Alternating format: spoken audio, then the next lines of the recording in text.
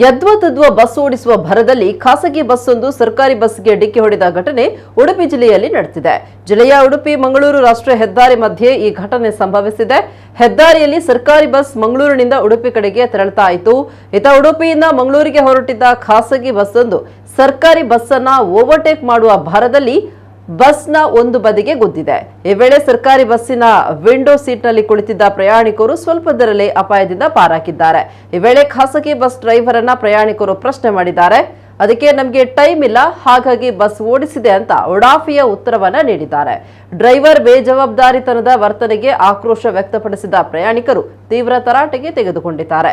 ಇನ್ನು ರಾಜ್ಯ ಸರ್ಕಾರದಿಂದ ಶಕ್ತಿ ಯೋಜನೆ ಜಾರಿಯಾದ ಬಳಿಕ ಜಿಲ್ಲೆಯಲ್ಲಿ ಸರ್ಕಾರಿ ಬಸ್ ಎದುರು ಖಾಸಗಿ ಬಸ್ಗಳನ್ನ ಅಡ್ಡಾದಿಡ್ಡಿಯಾಗಿ ಓಡಿಸ್ತಾ ಇರುವ ಪ್ರಕರಣಗಳು ಜಾಸ್ತಿ ಆಗ್ತಾ ಇವೆ. ಇದಕ್ಕೆ ಸಂಬಂಧಪಟ್ಟವರು ಸೂಕ್ತ ಕಾನೂನು ಕೈಗೊಳ್ಳಬೇಕು ಅಂತ ಸಾರ್ವಜನಿಕರು ಆಗ್ರಹಿಸಿದ್ದಾರೆ.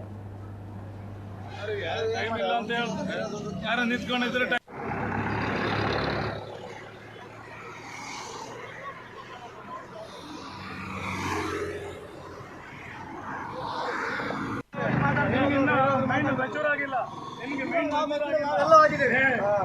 ಮೆಚೂರ್ ಆಗಿಲ್ಲ ಇನ್ನ ನೀನ್ ಮಾತಾಡೋದು ಖಾಲಿ ಬಸ್